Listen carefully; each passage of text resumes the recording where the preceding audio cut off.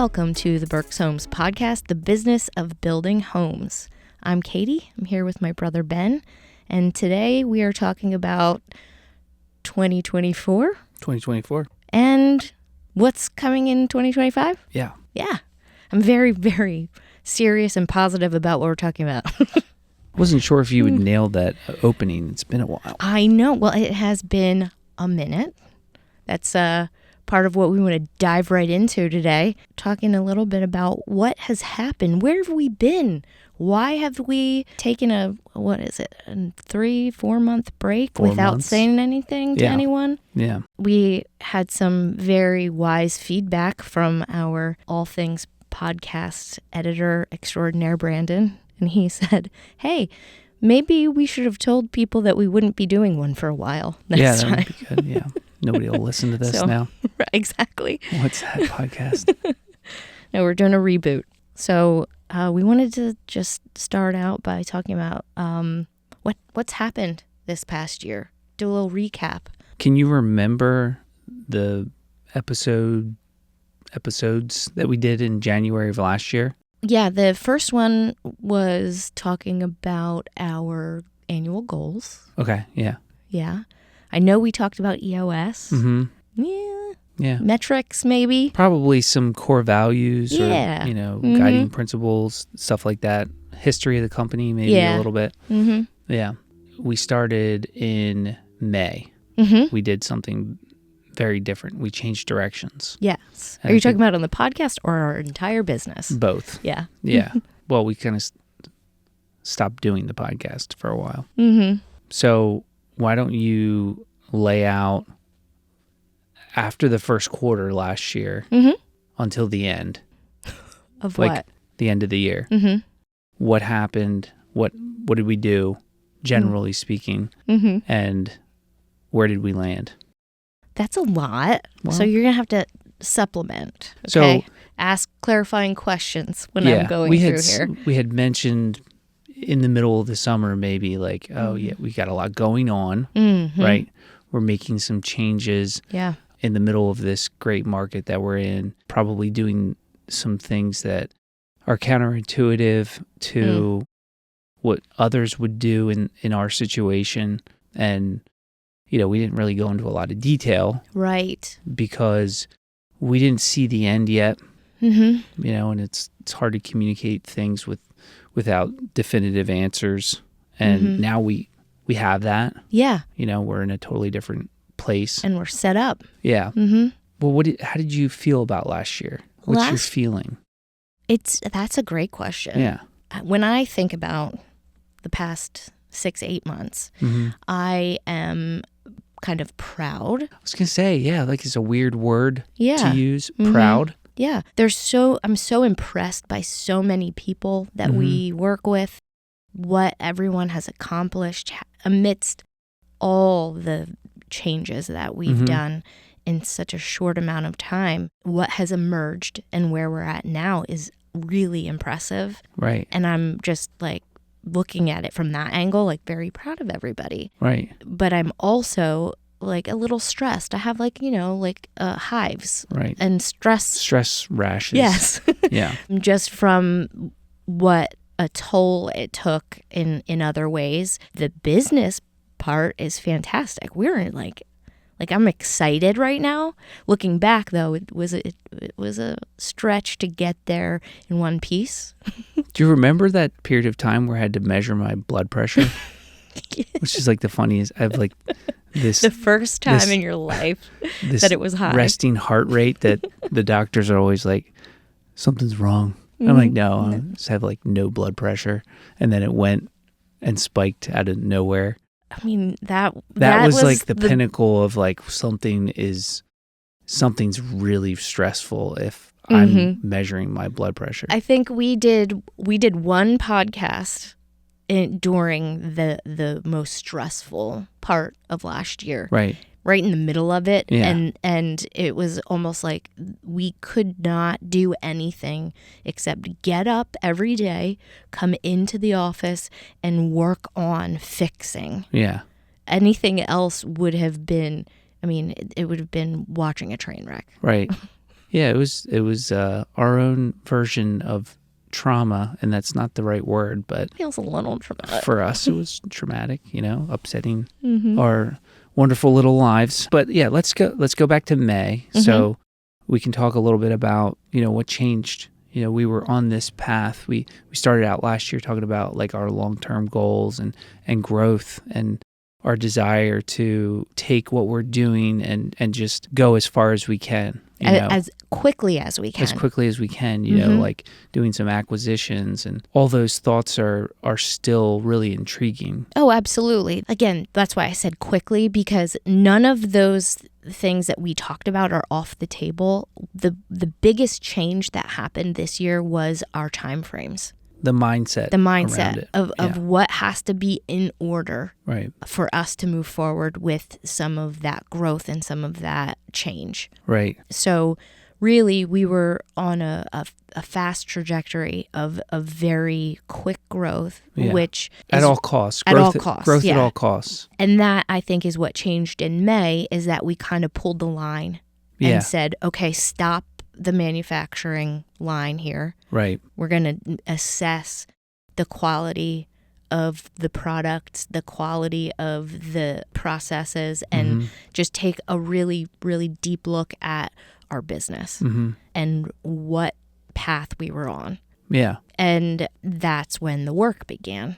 Right. Of us working on the business. There's an important thought to remember as we're going through all of this. This can be for any business owner, but a different level of thought that goes into how you operate a family business and maybe some of the intangibles that go with that, right? When you're leading an organization, there are extra layers on top when it's a family business. And as family members, there's just a different level of pressure, not that you just put on yourself, but that you inherently feel for those around you to truly hold on to all the great things that are unique to that organization, most likely because of the family aspect of it, and at all costs, and also, innovate and change the things that you can make better.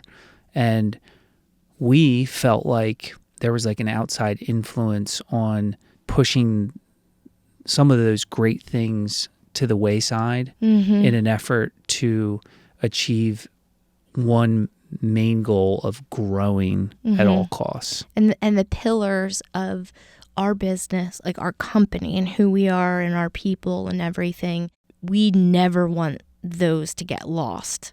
Yeah. And it was starting to feel like it's a little shaky that we might be losing some of what is inherent to our family business. Yeah, and it's hard to quantify how critical that is, but the way, I'll speak for you, the way that we think in general is it's already predetermined that we're going to be successful.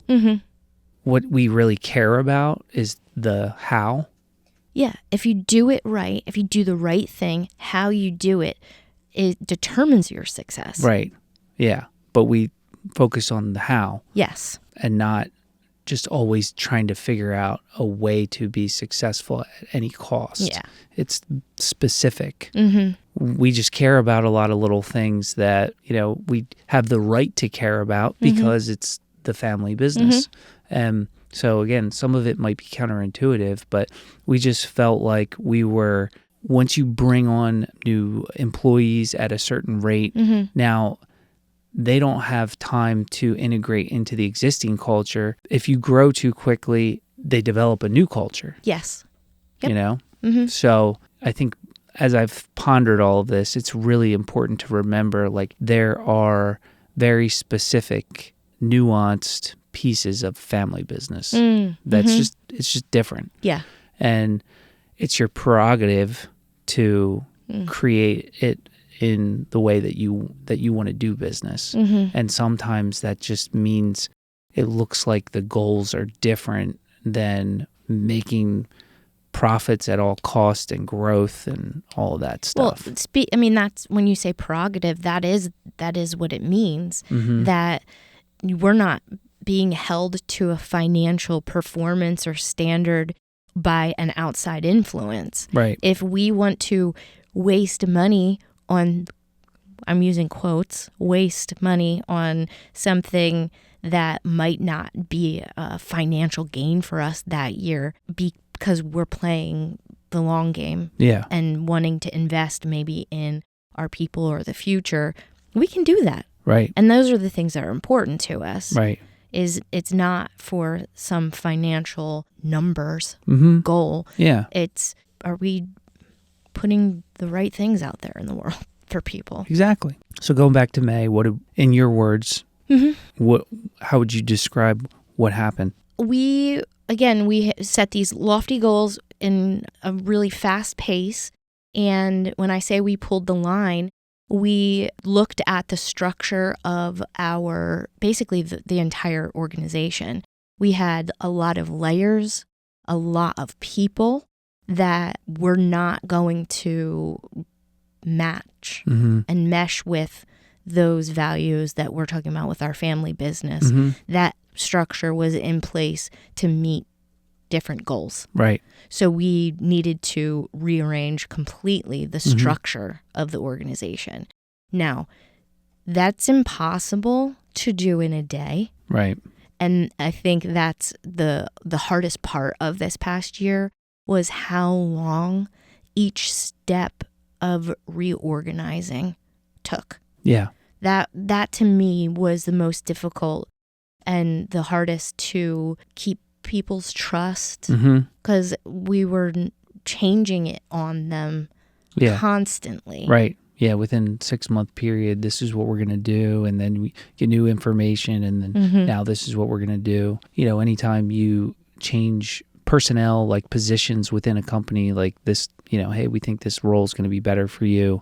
Even if it's all a net neutral thing, it just creates uncertainty and chaos. And we always, our desire is to be as transparent as we can with every employee, but you just can't do it in a way that is perfect. Not only that, but in something that was such a big swing and such a big change, we went from a franchise-like model with 3 regions back and completely simplified it and turned it into a centralized operation again. All of that, as we were doing it, we didn't even have the answers day to day of what the outcome was going to be, because we were working on it in real time.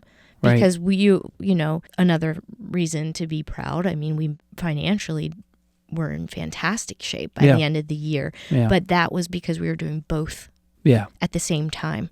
Focus on the business of building homes while we were restructuring the entire business. And so that made it difficult to even be transparent. We were transparent as possible because with what we knew. It was really difficult not being able to promise things because we didn't have the answers of how, what success was going to look like moment to moment, you know? Now it's great. We're back. Welcome back to podcast. Podcast. People need clarity at all times, or it's what you want to shoot for. You know? Some people don't need clarity at all times, but they're unique. Most people need at least a strong hint of clarity at all times. And, you know, it was difficult to provide that. But, you know, again, it goes back to like some of our guiding principle stuff, you know, about building trust. And you can do something like that where you totally change the workflow of your organization in its 51st year and retain everybody if you have trust in the outcome, the trust of your employees with the outcome. But still a challenge because, like I said, we were growing significantly, not just, you know, top line revenue, but in people. And again, every time you bring a new person in, there's that, you know, period of acclimation, and they're just trying to figure out what the culture is before they really plug in and act like everybody else, right? But when you have 10 people, I mean, there was a couple months there. I mean, I think we hired like 30 people in, 4 months or something. Oh, yes. 10 a month. It was over 100 in 1 year, which means there are more people here that have only been here for maybe 3 or less years than anyone who has been here for more than 3. Yeah. So that's it's a challenge. What was your biggest lesson? Well, let's go back to May. Yeah. Okay. So what happened? Like, in your words. Okay, I already kind of said it, but at this point, when I'm talking about restructuring, we start at that point, we restructured basically our executive team more than anything else. Yep. Yeah. So that we could be more nimble and focus on production of what we had and realigning the business to where we believed it should be going. Yeah. To be more efficient. Yeah. We had so many people that were just probably pulling in different directions, and, we just needed to get back to home base. Yeah. So ultimately that means that everyone in the organization was reporting up directly to you and I, which is, usually you want one voice. It is basically one voice between you and I. So it worked really well to be able to streamline that piece. So that made decision making really easy and fast, but it also allowed us to make the call on what we wanted to slow down. Yeah.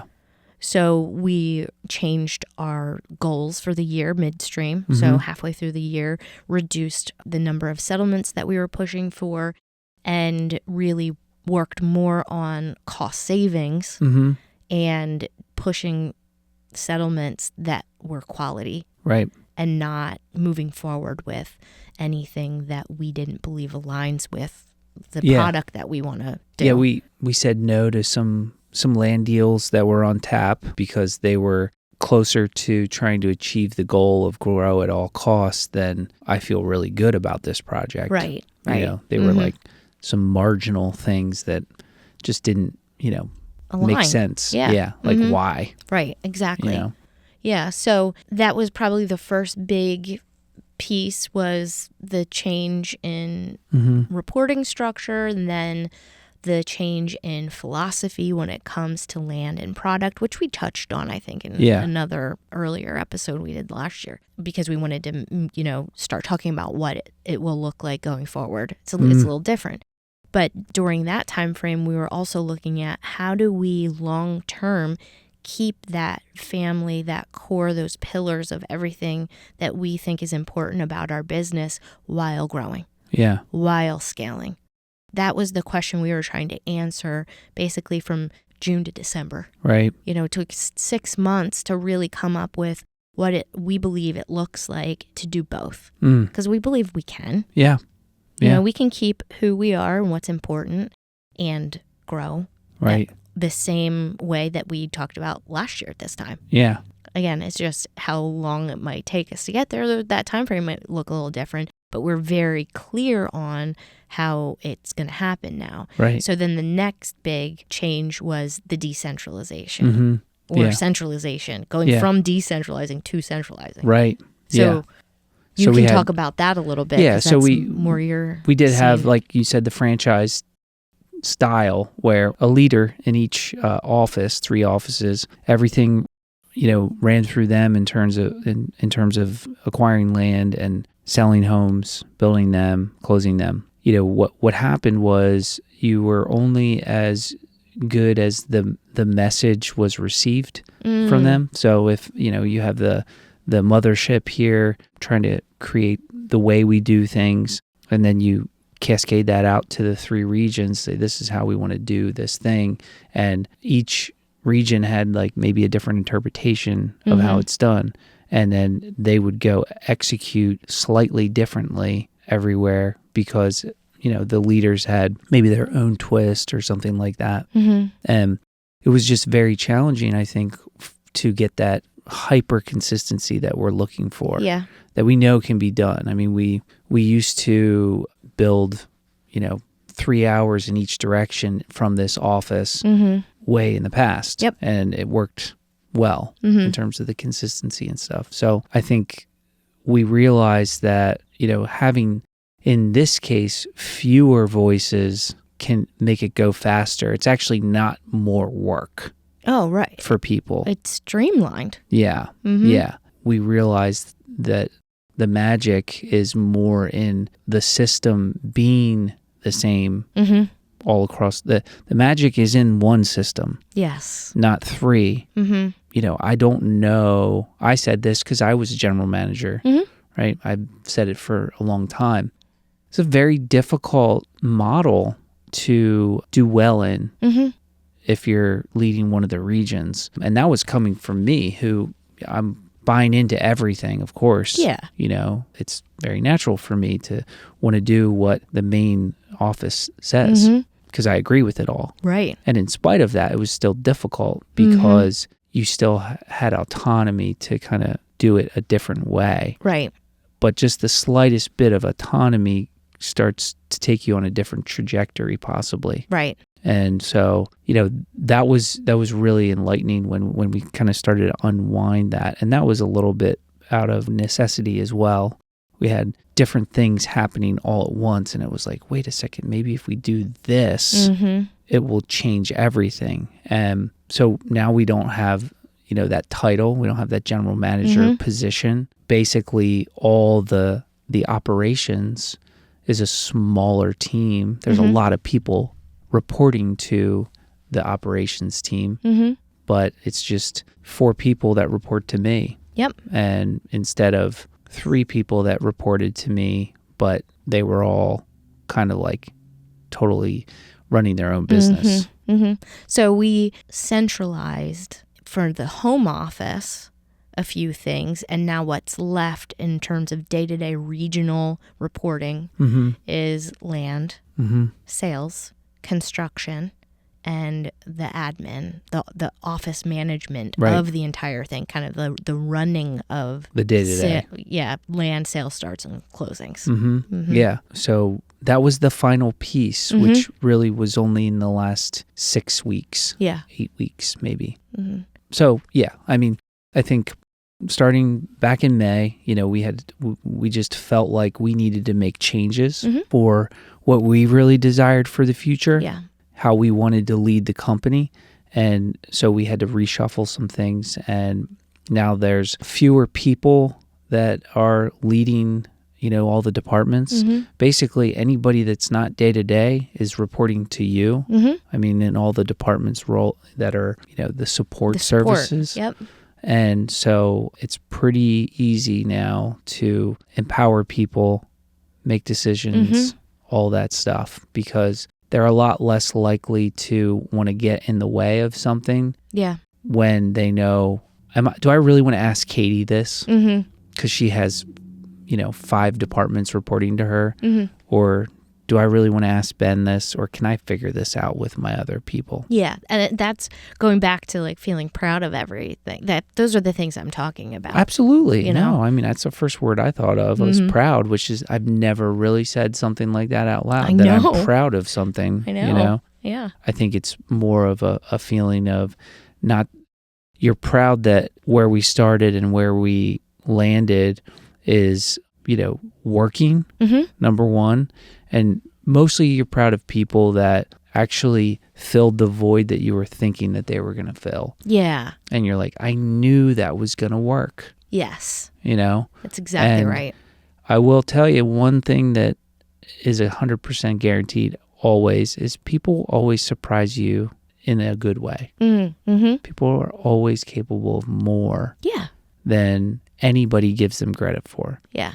And even your favorite person in the world, they can do more than you think they can do. Yeah, that's exactly right. Or they're capable of more. I don't say do more, but the potential. Yeah, right. There's potential. Right spot makes a big difference. And I feel like I'm watching that happen every day.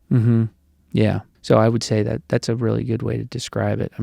Certainly sitting here knowing that we've empowered some really wonderful people to lead certain areas is really great. So what else do you want to highlight that was done? I'm just thinking, the financial discipline piece of it is huge. Right. The focus that we really put towards just some basic structure of, hey, let's all start paying attention to the little things. Yeah, what and why we're making, purchases. Right. And then the care and time we put into the budget this year. Yeah. And the new process of reviewing it and empowering some of these people again to be the stakeholders of it. And now this kind of segues into our goals for next year, challenging the entire organization to, question everything. Everything. Do we need that? If we do, can we do it differently? Can we do it better?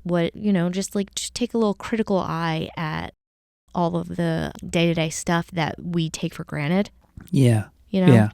And I think the difference in the budgeting process 12 months ago until now was there was only a few people who were in charge of the budget previously. Yeah. And it was just kind of like backroom stuff. Here's the budget.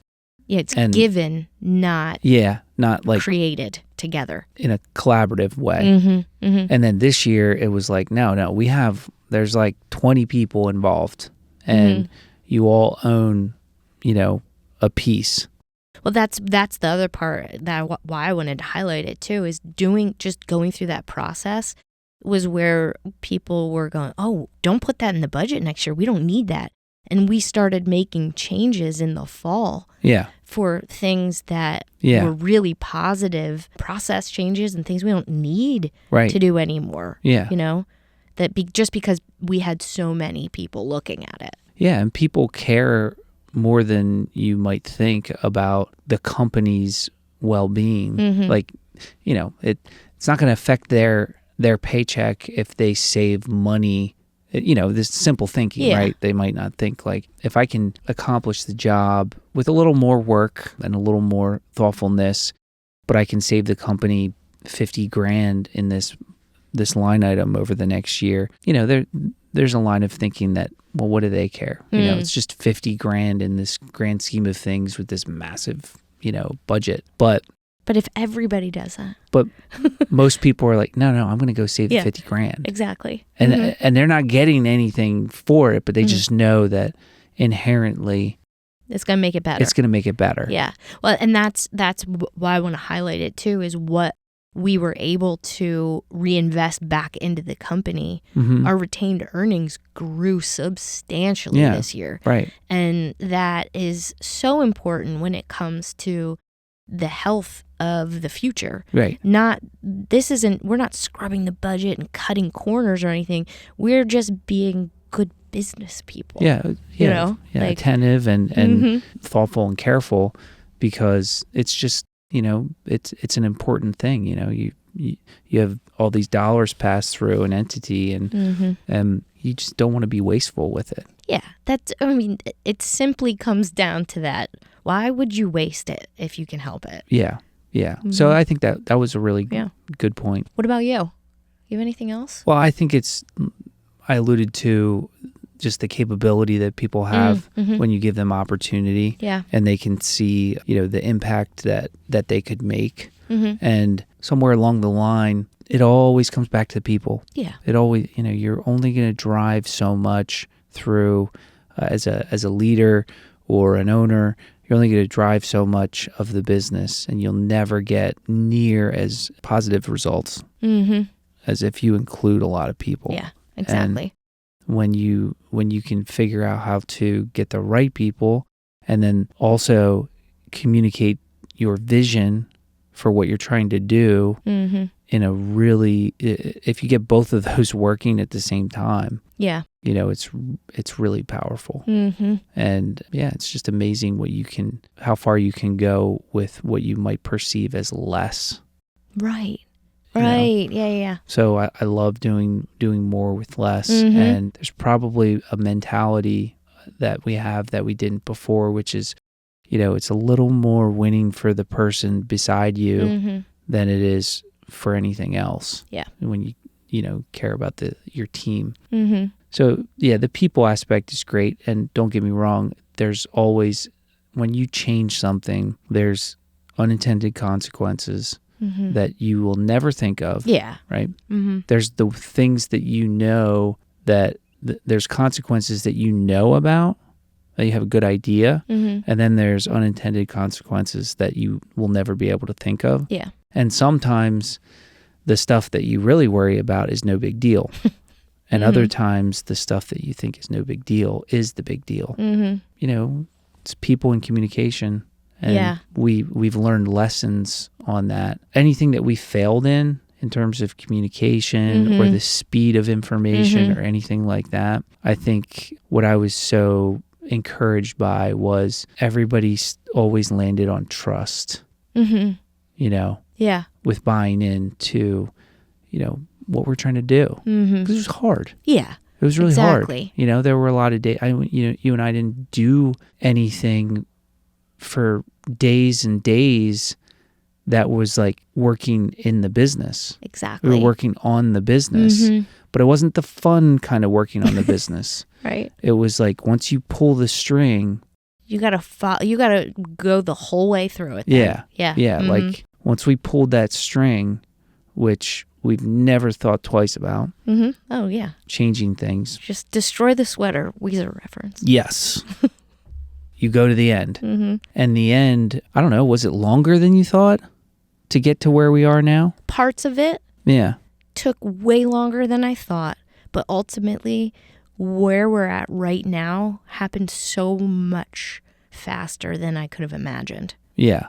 Because this is not, there is refinement that needs to happen and lots of exciting things for the future, but there isn't like this laundry list of things that still need to happen. Right. There isn't that. It felt like every day I was stepping into the next thing we had to do.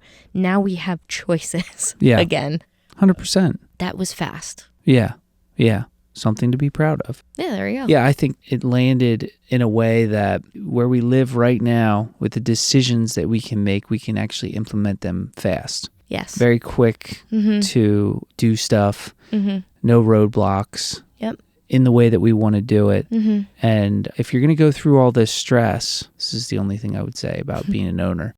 If you're going to go through it all, you better make it what you want. Yes, preach. Money is money, and you can make money, you can lose money, and there's emotions that go with that. But setting that aside, if you don't wholeheartedly believe in what you're telling your coworkers and customers and all of that in every facet, then you need to make a change. Yeah. Because, the money is not ever going to replace you staying true to yourself. Right? And it comes out. Yeah, it comes out. Yeah. Yeah. And we're just not built to be inauthentic. It just does it to a fault. It's really, it's hard not to be real. Yeah. So I'm super, super happy with where we are. Tons of work to do, obviously, but we kind of just want to work. Yeah. Like in the business a little. Well, we've talked about this a lot, like getting out into our communities, getting out into all of our offices, being able to meet with all of our employees and, just getting back in the mix. Yeah. So it seems like going backwards maybe to some people, work on your business. Yeah, you should be doing that. That's what you should be doing. But we did. Exactly. I also love building houses. And I want to make sure that all the things that we did are happening the way that we want them to happen. That is not just theory. Yeah. And I want to roll my sleeves up in a different way. Yeah. And make sure, that community looks good.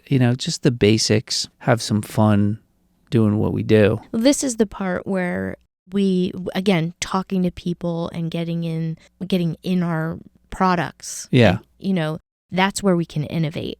Sure. That's where you get that feedback. That's where you get those improvements. It's not going to happen from us being locked in a room working on a spreadsheet. No. I mean, we did that. Right. That was enough to last a lifetime. Now the magic happens being on site, being with people and getting to innovate. Yeah. Yeah. Yeah, I think that's my 2025, is achieving the tangible goals that we set out, to do. Yeah. So. Yeah, I mean, and that's the other part of accomplishments, I would say, for 2024 is that we set very realistic and simple goals for everybody next year, this year. So, we're sticking with that 500 to 515 range of settlements in 2025. Oh, by the way, settled 514 in 100 more than the year before. 100 more. Yeah, that's great. It's fantastic. But sticking with that, working on keeping our gross profit healthy, our net contribution in a good place, and then also challenging everyone for that financial discipline, some cost-saving stuff, some time-saving things, you know. Those are some simple, realistic goals, but also the people aspect. So that we focus on our customer satisfaction and employee engagement also.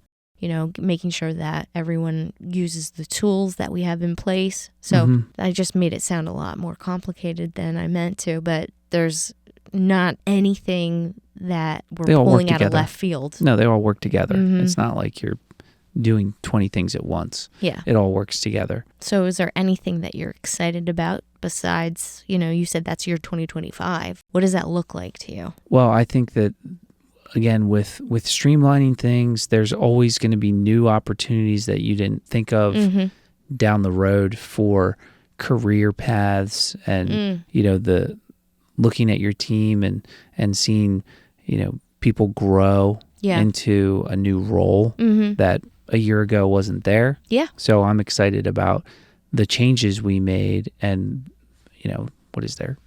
20 people in new roles? 30? Right. I don't know. Right. And half of those roles just didn't exist. So we're saying this is the way we're going. Yeah. Your role's going to be part of that. And we've never done it before. Let's go see. We have Let's make it good. Tons of stuff to review in the next year of how that's going. Are the ideas that we set forth, correct? Yeah. So I'm excited about that. I'm excited about Ryan. Yeah. We haven't talked about that. Oh, yeah. Yeah, we have another family member in the business, cousin Ryan. He's been, it's like old news, but new news because he's been working with us for 30 years almost. Yeah. Started out in the real estate industry, sold a lot of houses for us back in the day, always bringing land.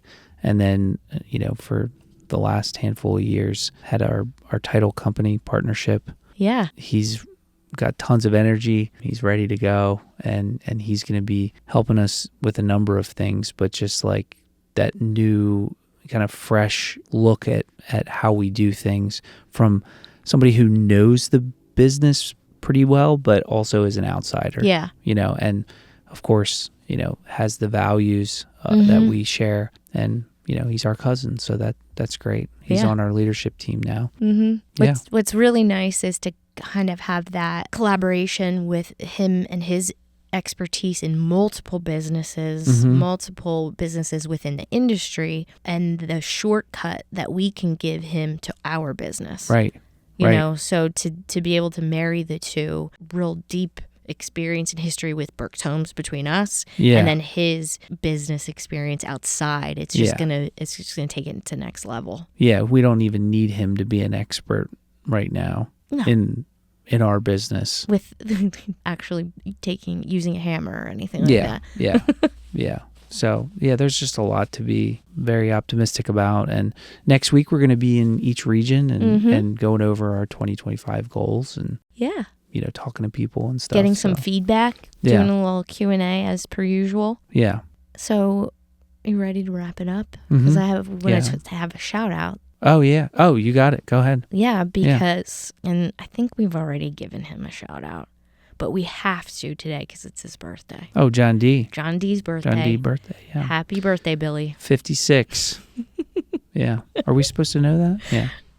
I don't know. You're the one that said it. Yeah, John D. Now he was the director of construction, but he runs the whole entire production for the whole company. So in all the regions, all the houses that get built go through him in some way. Don't make him get his sledgehammer out. Yeah, okay? And he is a stickler for quality, so he does not mind ripping stuff apart. Right.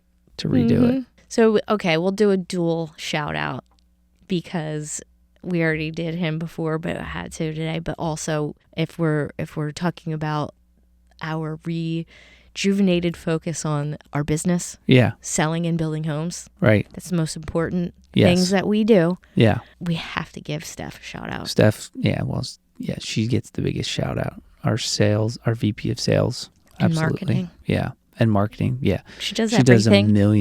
A million things. She's so efficient and effective and smart, influential, and I mean we can say so many words, but like she deserves a lot of credit for holding it down while we were making a lot of changes.